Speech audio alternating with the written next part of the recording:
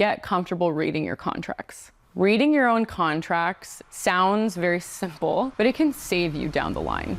You're listening to Talk Doc to Me, a podcast and community dedicated to candid conversations around documentary storytelling. I'm your host and fellow filmmaker, Leah de Leon, and today's guest is Monica Medellin. Monica is a director dedicated to expanding narratives around women and people of color in sports through media, including ahead of the trend film, TV, and branded content. Monica is the creator and executive producer of Surf Girls Hawaii, a 4-part docuseries made in partnership with Reese Witherspoon's Hello Sunshine and is available to watch on Amazon Prime. She's also created branded content for big brands like Nike, Red Bull, and the Olympic Channel, to name a few. Monica is a bold trailblazer, thoughtful storyteller, and a dear friend of mine. I hope you love this episode. Monica has so much value to share as a first-time TV show creator, and she's giving us all the details of how to get your film on a streaming platform. So enough yapping, let's get into it. Can you tell me the first memory you have of picking up a camera? I had a family camcorder that my mom owned, and I would go around Venice, Santa Monica neighborhood where I grew up and film skate content and surf content with my girlfriends because we always wanted to do what the boys did and we wanted to show the world what we were made of. I made some home videos too, and I feel like it was always interesting because you couldn't cut anything. So like you had to plan like, what's my like establishing, stop. Okay, what's like my next thing, stop. Yes. And it was like really fun actually, but then did you feel like you were directing already kind of looking back on it? Yeah, in retrospect, I think I was born to be a director, and I'm just so happy that my mom fostered that in me. She really believed in my passions and helped me pursue them from a very young age. And that was such a blessing, especially coming from a single working immigrant mom from Mexico that, you know, didn't have a chance at her own creative career that she wanted to pursue. So it was very forward thinking. When did you feel like you were like, oh, documentaries, like that's cool, I want to make documentaries? Like, did you have, because you studied journalism, and I feel like journalism is quite different than documentary. So when did you feel like you had that switch? Yeah, I mean, I would say I didn't really have the tools to define what I wanted to do in college. I just knew that I wanted to tell stories about real people and people from my community or my friend groups that I felt were missing from the conversation in mainstream media, in branded content, and commercials. So that's how I approached my documentary filmmaking path. It was very like non-traditional, I feel like. I don't think there's a traditional path. There isn't? I'm like, I don't think there is one. I don't think anyone grows up thinking I'm going to be a documentary filmmaker. Yeah, maybe, you know, it was a filmmaker. Maybe it was, you know, a video producer. But a documentary filmmaker is not something that I identified as until maybe after I made my first documentary and realized, oh, I made a documentary. I definitely felt a little insecure, I would say, in, you know, my early 20s because I didn't go to film school and I felt like I was behind and needed to catch up and didn't have the skill set or terminology to, you know, get myself through set. And, you know, I learned that you learn very quickly being initiated by fire. So that's kind of how I learned a lot of what I learned, is just by doing it and being fearless in pursuing whatever it is that I wanted to do. So that's documentary filmmaking. It works. You just got to learn by doing, right? Yeah. In college, you landed an internship at the LA Times, right? So tell me, what was your role there? Or like what kind of skills did you gain at this internship that you feel like still like carry with you today? Yeah, so actually previous to the Los Angeles Times internship, I was a digital assistant at Univision. So this was a new platform for young people just like me who were first generation Latinx and, you know, who didn't necessarily speak Spanish fluently.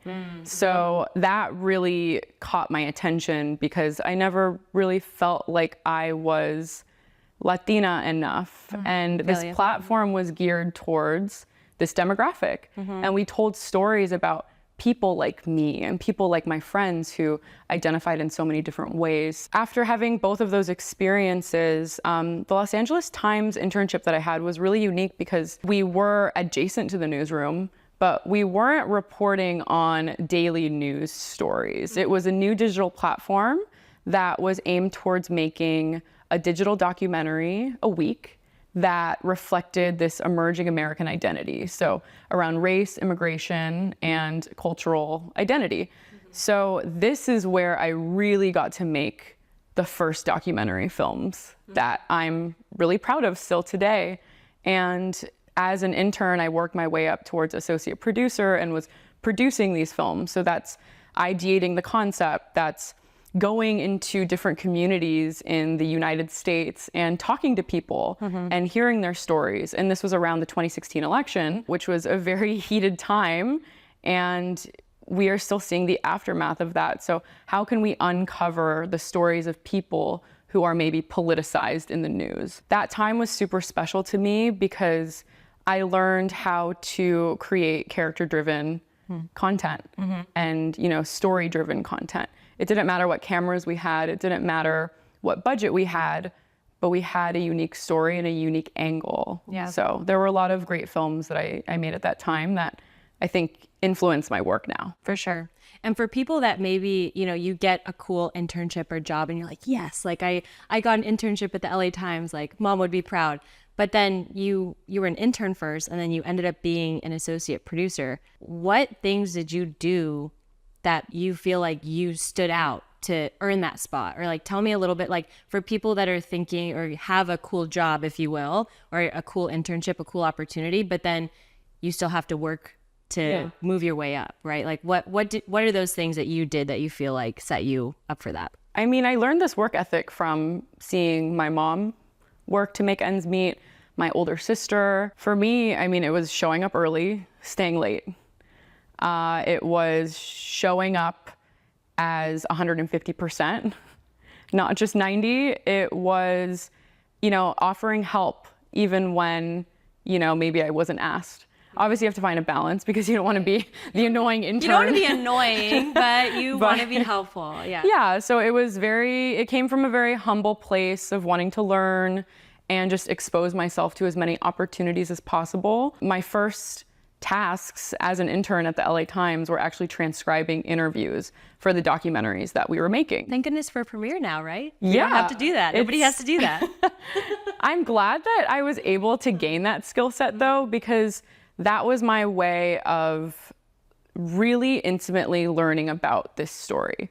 When you're listening to somebody's interview and transcribing it, you're just really intaking that information and you're internalizing it. Yeah. It's so different. Yeah. Like I remember verbatim to this day, different lines that I was transcribing that have impacted me. And I think that's the beauty of documentary filmmaking is these are real stories and it's super inspiring to hear ordinary people do extraordinary things.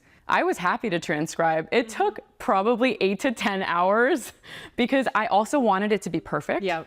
So I was an intern and I'm like, if there is one typo in here or if I'm missing a comma, I'm fired. Yeah. But it's that extra attention to detail that I think helped me get to the associate producer role.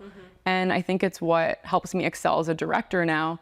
It's like, you need to pay attention to that extra thing that maybe no one else is noticing. Yeah. And use that. So Attention to detail. attention to detail. Do you feel like you had that, like, I guess I call it kind of like a sixth sense almost, like a story sense? How did you feel like you developed your story sense? I think I just looked to my own experiences and I figured out what's important to me.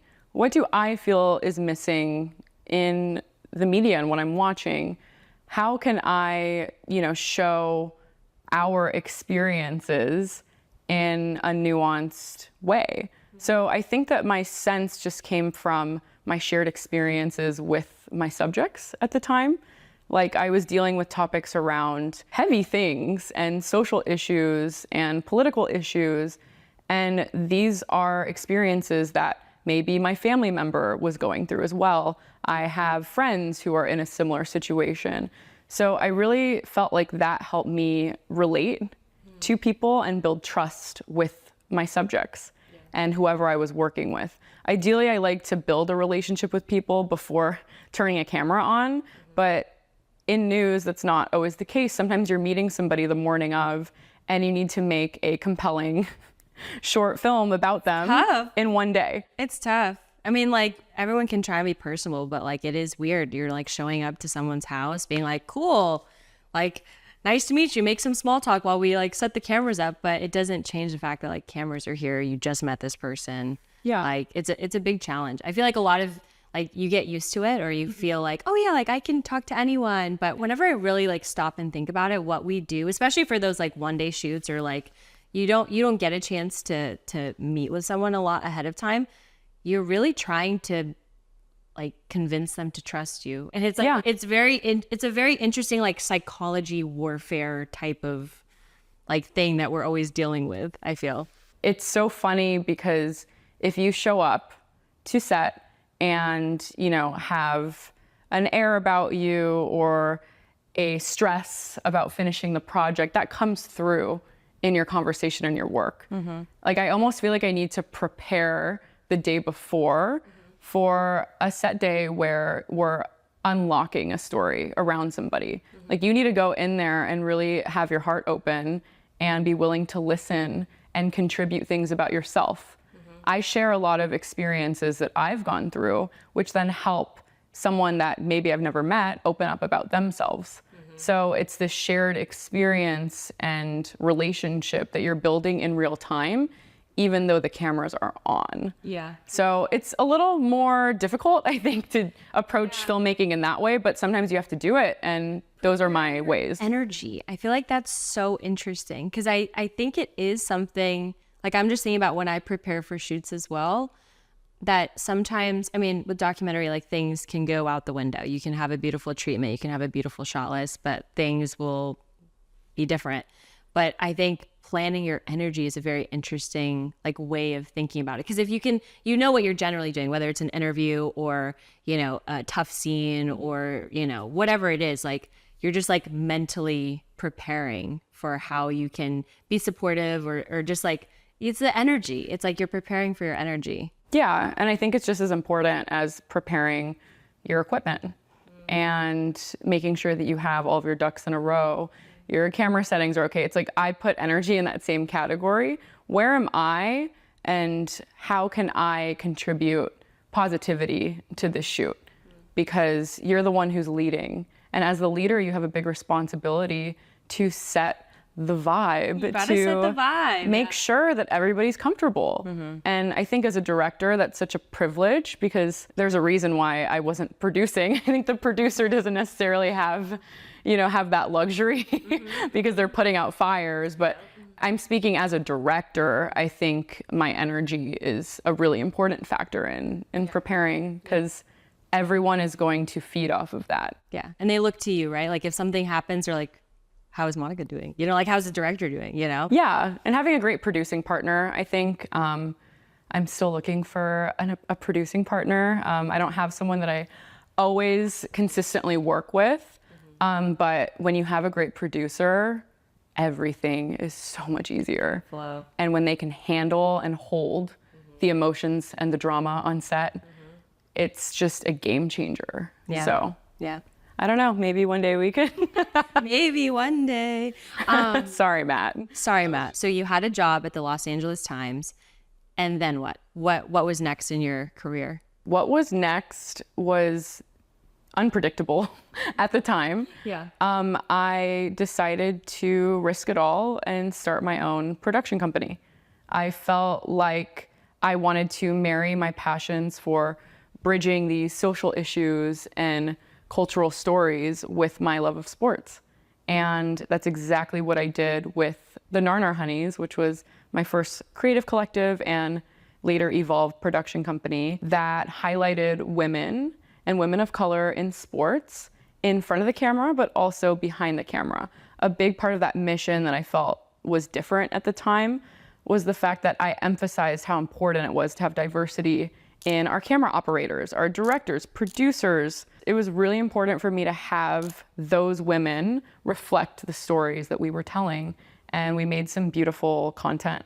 And it turned into a passion project that was on the weekend type thing to a fully functioning production company that made commercial and branded content. We really just used the power of social media to spread the word on what we were doing, and it proved to be very successful, and I'm so happy that that's a part of my story. It's a big part of it that helped me, you know, bridge these two worlds that I felt like I was balancing. As a filmmaker in general, I think a lot of people ask themselves, should I go freelance? Should I start a production company? What kind of skill sets, what kind of mentality do you have to have in order to have a successful production company? So I think there are two parts. We were a production company, but we also served as a creative agency. What we had that we felt gave us a leg up was access to stories, access to people that these bigger companies might not know about. They're lesser known names. They haven't exactly broken into the mainstream. So we had the opportunity to help emerge them into the zeitgeist. So we had this rich storytelling and this hunger to create these stories because we didn't want to wait for anybody else to do it. So we had camera operators, we had directors, producers, editors. We had our entire team in-house, and we had the stories, and we decided to make the content. This was without a brand deal. This was without proper budgeting. Right, like you guys just started to do it. It was for the love of filmmaking, and it makes so much sense because that's exactly how my filmmaking journey started as a little girl. I made it for the love of it. Well, that's the best work that you can produce, right? Like, Yeah. it's the stuff that you're naturally drawn to, the stuff that you're actually curious about, the stuff that you care about. Yes, some of us had full-time jobs during this time, and that helped us fund certain things. Like we were all putting our own money towards this content. The brand deals and partnerships and financing came later. We just knew that we wanted to break these stories before anybody else did. And, you know, some of these stories were around women in skateboarding, women in surfing, women in non-traditional sports that you weren't seeing at the time yet. And that's how my most successful idea to date was born. It was through this time where we really wanted to change the narrative for women in sports. I want to go back to how you said you were both like a creative agency and a production house. For those that don't really know the difference, how would you define those two things? So on some projects, we would serve as both. So that would be running production services through my LLC and ideating and conceptualizing the creative behind a project. On other projects, we would hire an outside production company, most of the time female-led. That was very important to us. And we would just focus on the creative. So it depended on the project and the budget and the subject matter. But I think it gave us a lot of flexibility to produce the projects that we wanted because we didn't need to ask for production services from anybody else. We were able to do that ourselves, and it really helped us get stuff done. Well, and you were part of that community, right? The execs at Nike aren't like skating, right? Like on a random Thursday night and finding a really cool character like you are. And it's the access that makes like a huge difference that you can tell a story like that. And if you want a piece of this, you will invest in this idea. You will be culturally relevant if you invest in us because we are the culture and we are the next generation of entertainment and advertising and commercial and branded content. And tell me how you found the original story behind Surf Girls. So Surf Girls wasn't originally a TV series. It was a docu-series on YouTube put together.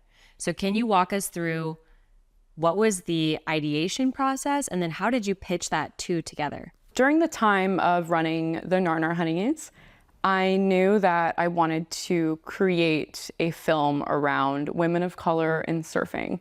This was around 2018, so there wasn't much out there yet. I feel like the industry is a little more saturated now, but at the time it was new and it felt like my gut was telling me, this is your life's work. This is what you've been building towards. This is where everything is hopefully going to pay off. I needed to get a little more industry experience from a league perspective. So my dream job was working at the World Surf League. That was the ticket to unlocking the inner workings of how this sport and industry work. So I used my Narnar Honeys content as my resume to get a job at the World Surf League. I never had league experience, sports industry experience, but I knew that the content that I was creating through my company would be impactful. While I was working at the World Surf League and in the surf industry, I noticed that there was a lot of coverage on male surfers and not a lot of female surfers. Every single day on our social content calendar, we would have to fill 6 to 9 spots of content. And probably 90% of it was men. And I saw a gap that I really wanted to change. At that point, when you realized that, what was that next step that you took? My mind went immediately to, we need to promote more women. We need more female representation in this sport. I want to see women that look like me and my friends presented on the world stage. That's exactly how I found the cast for Surf Girls Hawaii. I tapped into my networks and I looked online for different articles of women who were emerging in the sport. Native Hawaiian women who lived on Oahu and surrounding islands. And I knew that we had something special. It was gonna be further than social media posts. I didn't know exactly what it was, but that's exactly what happened. And I created my first docuseries on YouTube in partnership with TOGETHXR, which was a leading women in sports media company. So how did that conversation go? Tell me what materials you had. So you had the access already, right? Which is the most important part. You talked to your cast, you had a relationship with them, but then in approaching a media company, what are those materials that you need in order to like greenlight a series or a film in your experience, in this particular experience? The most important thing that still stands today that we had was access to the cast and relationships that were multi-year relationships with their families. So is this like a cold email? Is this like phone call? Is this like, hi, I'm Monica.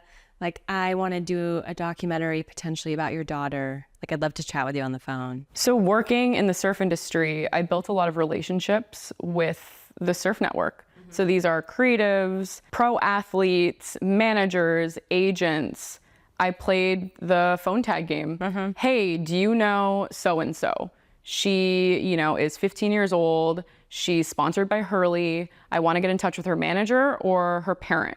Do you have an email that you can provide me? So I went the email route. I think Instagram DM can help, but I wanted to just level up the professionalism and really make it feel legitimate. So I reached out via email, cold email, but I had the sign off of the community that I was in touch with. Of course. So one of the women that really helped me in the casting process was Carissa Moore's sister, Kayla Moore. She is a former pro surfer who was working at the World Surf League with me, and we had a similar vision and alignment on promoting more women of color in surfing. So with her help and my outreach, we were able to get in touch with the families and have them sign off on the project. And I think the difference is, we had a vision. I think a lot of the time people are approached with a documentary film with something like, we want to make a documentary film because we think that you're super interesting. And there's no vision beyond that. Well, who are you? What are your values? What is it going to look like? What is it going to look like? Who's a part of it? And I feel like we shared a lot about ourselves in the introduction so they can know who we are and what ground we stand on.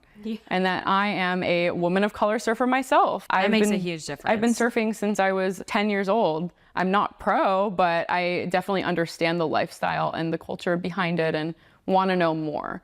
So I think that, that approach was really helpful in getting our subjects to sign on. And now, the cast of Surf Girls are some of my friends, and I'm friends with their families, and we text very often, and it just turned into much more than a project. For sure. Because that was the intention going in. This isn't something to make a quick buck. We're here to change the culture. Around surfing, and we've never seen a film like this done before. Historically, surf films don't center Native people, and I wanted to see and create the first surf film that did that. They're not just a 5-minute backstory. They're not just a side character. They're not an extra. Like, this is the main story, and that's what was different about the show. When you reached out to them, did you have like a visual treatment of any sort, or it was more so like just getting to know you and like the general concept and vision? And then maybe once you were ready to pitch it to a media company, that's when you got a little bit more nitty gritty about like who the characters were, what the story arc was, like what the series would be. In the beginning stages in outreach, it was a get to know you. Hey, do you want to hop on a casting call? I would really love to know more about your story in your own words, and I can share a little bit about mine. Those calls really solidified our relationship because there was a connection and a bond there. If you're not vibing with somebody, I think a phone call is the best way to figure that out. Catch someone's vibe, I mean, for sure. Anybody can send a pretty email or, write a put together article, but I think once you get someone on the phone or on a video or in person, it's the real thing. So I think we had an automatic connection. And, it was myself, the cast, and their moms. All of the surf girl moms. So I like the phrase of casting call, because I feel like sometimes I have this idea in my head. I'm like, oh, this person would be like an amazing documentary film. Like, I want to make a treatment about it. I want to like pitch it already in my head, or like I'm thinking so far in advance. And then I'm like, wait, like I actually don't even know this person yet. Like maybe we don't vibe, like maybe this isn't a good fit. Like, so I feel like putting it as a casting call, because I think sometimes I put, speaking just from my own experience, like pressure on myself to have it all figured out before doing the outreach of like, you have the overall vision of, oh, I want to do this story because of this reason and I'm connected to it, but maybe I don't know where it's going to end up. I like the word casting call, because then it kind of, it sets a precedent to them as well, where it's like, okay, like it's just a get to know you. Let's see if this is the right fit before we take it to the next stage. But I feel like sometimes like we can be like, oh, like I know this person's like like I want to do this documentary. Like, you kind of jump the gun before you even like have a feeler phone call. Yeah. And I think the casting call was really key in this particular project because it wasn't just a documentary about one person. This is about a collective of women, a sisterhood. We wanted them to be friends in real life. And one thing that I didn't want this show to be was catty or dramatic between women. I think oftentimes when you see television shows with a group of women, the stakes are the mean-spirited energy between women. And that's the exact opposite of what I wanted. So this casting call was not only to get to know the cast as individuals, but to kind of get a better understanding of what the group dynamic is, to make sure that we're not fabricating relationships that don't actually exist. And I had so many calls with so many amazing women. And, the deciding factor was, which friend group makes the most sense. And we really want to highlight Native Hawaiian women. We think that, there are a lot of amazing women out there, but a full Native Hawaiian cast has never been done before. I think this could be really special if we highlight these relationships. And I think when you have that cultural background and upbringing, everybody already knew everybody. You already grow up with each other. It's natural. So those casting calls are really important because when we were filming, we didn't have to create any scenarios that weren't real. Already happening. Yeah, obviously you have to produce, but it wasn't fake. So those calls really, really helped. And I think following up after the calls was really important. You don't want to just, have one call with somebody and end it there. You want to build rapport, build a relationship. So keeping tabs, even if it's just to say hi with no update. Yep. I think that's huge. And that's something that will never go out of style. Like, it's just, you always have to keep in contact with people like, hey, what's up? And that goes really far. Yeah, I agree. It's gone very far for me. And, you know, it's who I am, but it's also a great tactic to use when you're creating a documentary. No, for sure. When I first met you, I watched the first series that you created with this cast that we just talked about. And that was through YouTube with Together. So once that was finished, now it's on Amazon with Hello Sunshine. How did you make that jump? What does that look like? Because it's still the same cast, same concept in a sense, but very different like format and distribution. How do you take that original idea that you had and bring it into Surf Girls Hawaii?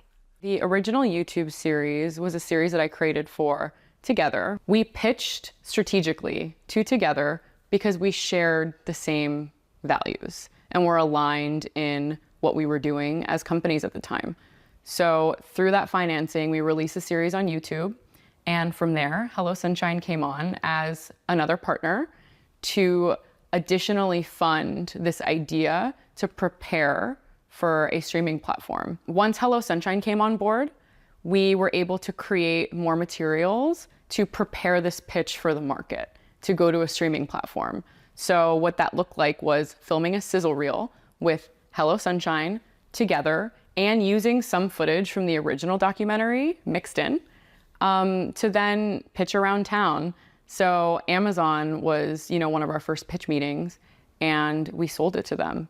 They loved the idea, and this was actually the first female sports doc on the platform. It was very validating to see an idea of mine, you know, get this sort of sign off. It was really incredible to see how many partners came on to create Surf Girls Hawaii as what it is today. And so there's a lot of steps in between there, right? Between like even getting the meeting, right, with Amazon, like at a high level, like what are those things that maybe you didn't know, you know, looking back at your younger self, like what are some of those things that you wish that you knew about the process behind getting even conversation with someone like Amazon? There was so much learning throughout this whole process, and I think this could be a whole other podcast.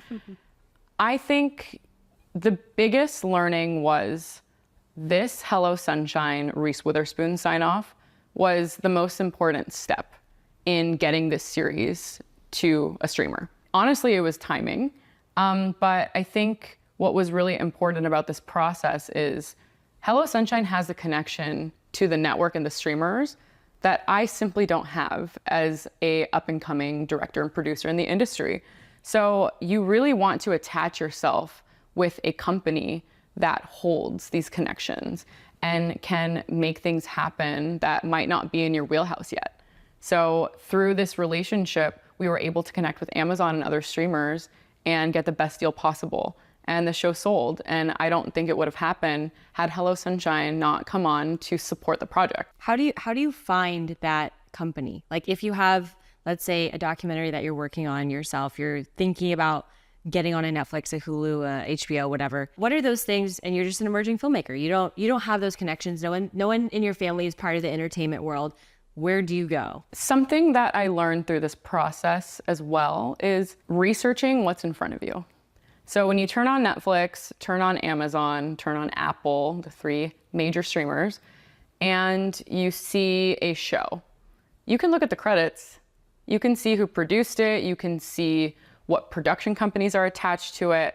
And you might start to see a pattern. Oh, this production company produces a lot of content for Netflix. You're not going to want to ever pitch directly to Netflix unless you have a reputable company attached to you, or at least a name attached to you. So maybe the strategy is pitch the company. They're way more accessible than a streamer is. Okay, look at the company, who works within this company. Who can I reach out to pitch this idea to, or at least get a temp on? These are the tactics that I used now after creating my first show to figure out how to get my next projects off the ground. I also have an agent, so that helps. But I think the more you know, the better. So you need to do your own research and look at the credits, listen to podcasts around filmmaking, around what's happening in the town, and make sure that you're up to date on who's looking for what, because one of your ideas could be the ticket at that point in time. So I think there's a lot of strategy that goes behind it that people don't really talk about, but you start to see very consistent patterns when you start to pay attention to how this all works. It's a very well-oiled machine, and I think there's a lot that can be observed through sitting at your own home and just looking. Just go down the deep rabbit hole. Just like watch all the credits, Google everything. Put your investigating hat on and do the work. And it's always people, right? Like it can feel like a scary, like who works at Amazon? Like you feel like it's like this big abyss, but it's like, no, it's actually just people. Like go watch something that you like or that's similar to your topic, look at the credits, look them up, maybe hit them up on LinkedIn. Yeah, and as a first-time show creator at the time, my strategy was not to go direct to Amazon. That is not a strategy that I recommend. You need a warm connection. So really, it was my two partners, specifically Hello Sunshine, that really helped bridge that communication and broaden my network, because I didn't have that network. That's such a great tip, honestly. Like it seems so like no duh, but I feel like it's so helpful to know. And yeah, just watch the credits, find people, reach out, be genuine, and do your research, do your homework. And make sure you have your materials in line. You know, make sure that you have a strong... What materials should you have? I don't think you need a sizzle necessarily from my experience. I think there might be differing opinions on this. I think any sort of tape is helpful. A lot of my stories are character driven. So you want to see your cast interacting with each other and to the camera. That could be a Zoom call. That could be something remote. It could be in person. It could be put together in CapCut. It could be put together in Premiere. Well, it doesn't have to be for public viewing, right? No. Like your sizzle does not have to be for public view. No. It's literally a private link that you share with people. So it doesn't even have to be super polished, right? Like no. It's something that you are just showing, this is my proof of concept. These are my characters. Yes. And like the overall style, maybe, would you say? Yes. And I wouldn't even go as far as to call it a sizzle. I just say, here's additional tape of the cast so you can see how they interact with each other and are on camera. Because you can write an entire treatment about how amazing your cast is.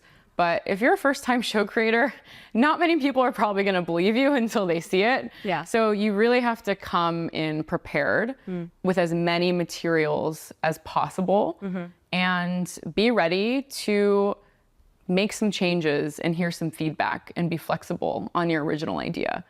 Because there's a reason why you want to work with this company. Right. It's because they know how to make a show for a streamer.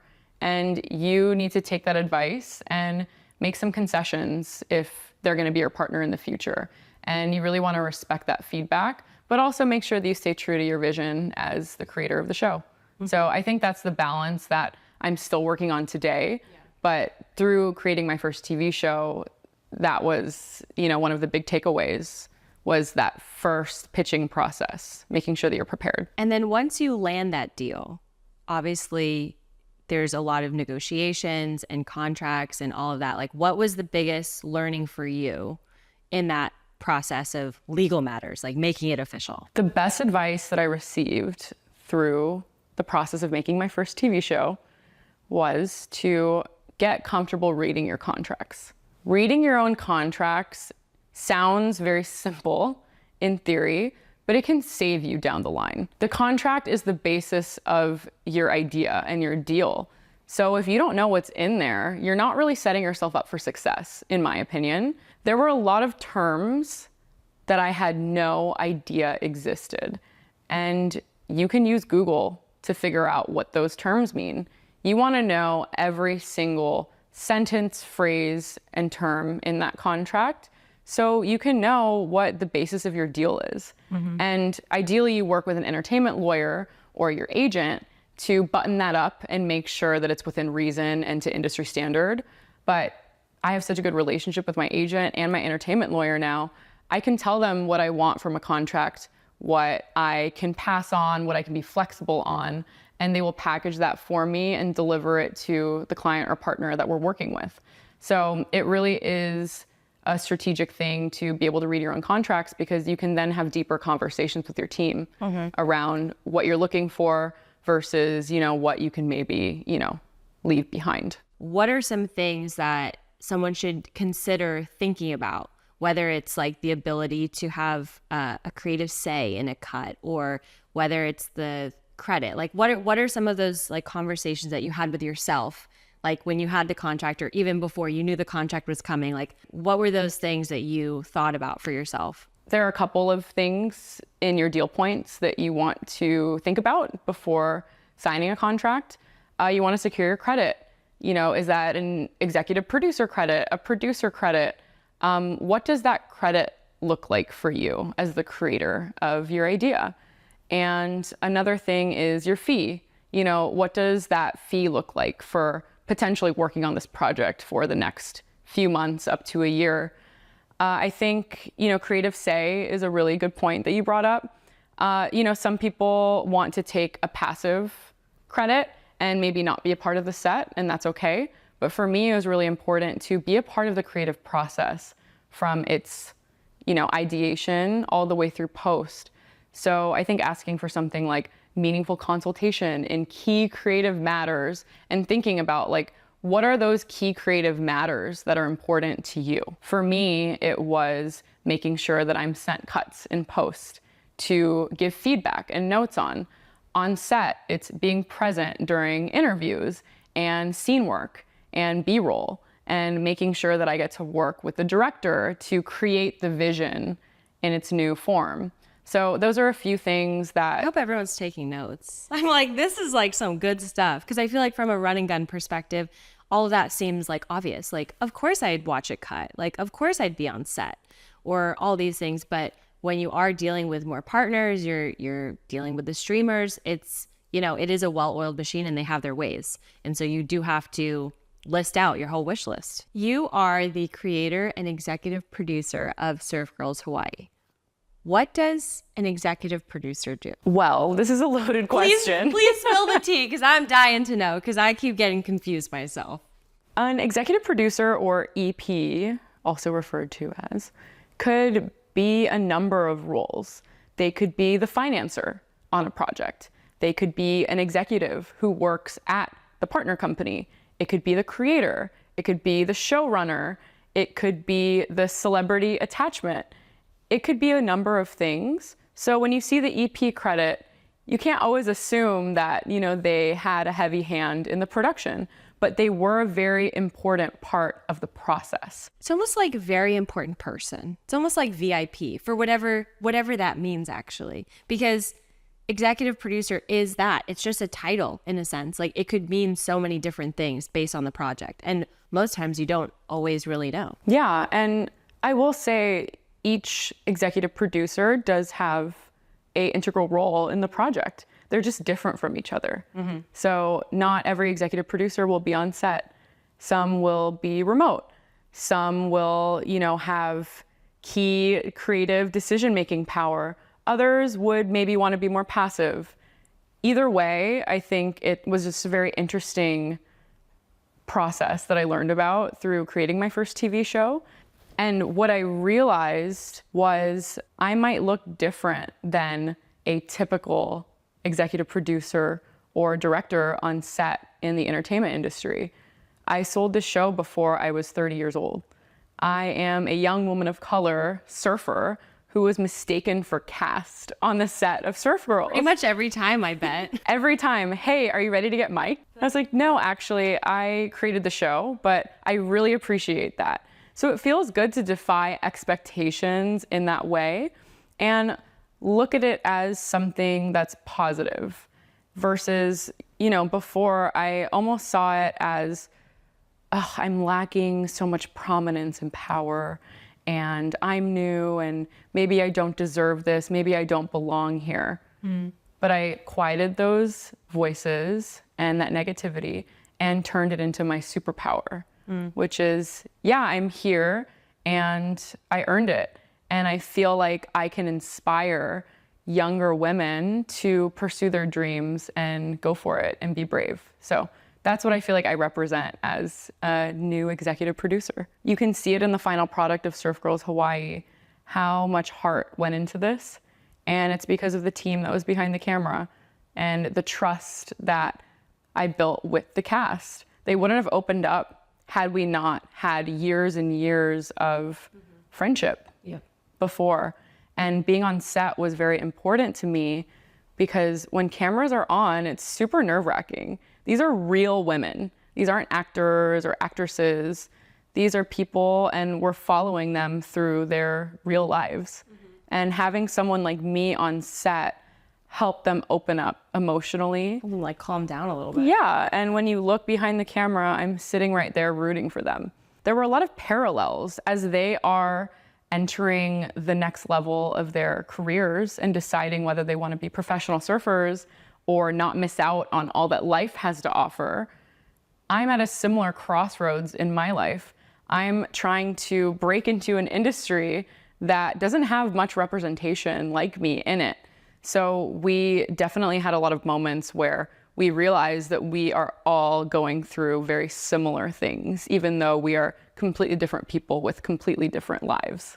So that was really special on the show and something that I felt was unique that I could offer as an EP on the show. And so the team is super different though, right? So when you made the docu-series for YouTube, that was how big was your team on set, for example? So for the YouTube series we created for Together, my team was under 10 people. Okay. And then fast forward to when you made Surf Girls Hawaii, how many people were on set, would you say? We were still a pretty skeleton set for industry standard, but probably around 30 people, so triple.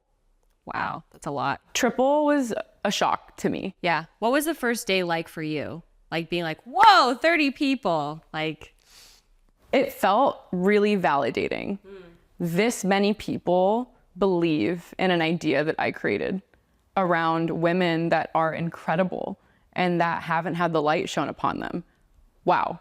I can't believe that people are getting paid to work on this. It was just this out-of-body experience. So that was really special. And the first day was actually interviews, which is my specialty and my absolute favorite part of the process. So it was really fun to be in a more enclosed, environment and getting to know each other intimately and introducing them to the crew and starting to help build those relationships with the people that were going to be on set with us for the next 5 months. So that was a really amazing experience to see a project scale from a run and gun set that barely had an AC on certain days because we couldn't afford it, to, a multiple camera setup with multiple ACs and PAs. what's the biggest learning curve like for that? Realizing that you're not in charge of everything. Everyone has a role and it's going to help move the project forward. I feel like in these run and gun sets, especially as a director or producer, a lot of weight is on your shoulders for the success of the shoot, and you have to wear many, many hats. I was running for coffee while also directing, while also getting talent releases signed, while, prepping talent and miking them. So I think as a documentary filmmaker, these are very common scenarios, whereas in the TV world, there are designated roles for designated jobs, and you don't cross over unless you get permission or have previously spoken about it. So I felt like, even operating a camera was something that I could do. I could shoot on the cameras that we were on, but that wasn't my role. So you had to learn how to put trust into new crew and really enjoy the process, because it was nice to not have to do everything. Yeah. If I'm being honest. Yeah. I mean, yeah, I think it's the feeling of letting go. It's like a little scary at first, but then once you actually trust someone, then it's like, oh wow, yeah, I don't have to do this by myself, or I don't have to just do it with 3 people and we're doing like 7 different things. Yeah, and I was able to bring on crew from my original series to the TV show. Yeah. So I had my underwater director of photography. We worked with, the local production company that sourced all of our camera operators. So there were a lot of familiar faces on set, as well as new faces. But it was a really great experience to work with new people, because I feel like when I work with someone that I love, I want to keep working with them over and over again. But I love learning by working with new people too. So I think that was something in the TV world that holds true for me. It was just a new experience, and I really had to trust the process. What are some favorite, like, either books, podcasts, articles, like things, like where are you drawing some inspiration from in general? Not necessarily like to this project, but when you're getting ready for a new project, where do you draw inspiration from? I mean, I look at what is in the market now. I always love a sports doc. So I've actually been binging all of the Untold series on Netflix. And at the same time, I've been trying to verse myself in the politics of the industry and see, you know, the direction that things are going in amid the writer strikes, the director strike, the actor strike. It's just like, this was all so new for me, and it happened right at the drop of my first TV show. I felt like I needed to educate myself on what's going on in the industry. So I started listening to The Town, and it is really interesting because it paints a full picture of the landscape and, you know, what streamers doing what, who's selling to who, you know, what shows flopped, what movies broke the box office. So I think it was just that education that has really helped me navigate this industry that's still super new to me. Any key takeaways from your journey for Surf Girls Hawaii? How have you changed as a person? I learned to trust my gut, validate my own experiences, stay flexible on your creative vision, and celebrate your accomplishments. Make sure that you're taking time for yourself, because it's very draining to create television, and it's very draining to pour your heart into your creative endeavors. So take a little break. Take a break. Yeah, take a break. That's a wrap on today's episode. Thank you so much for listening and or watching.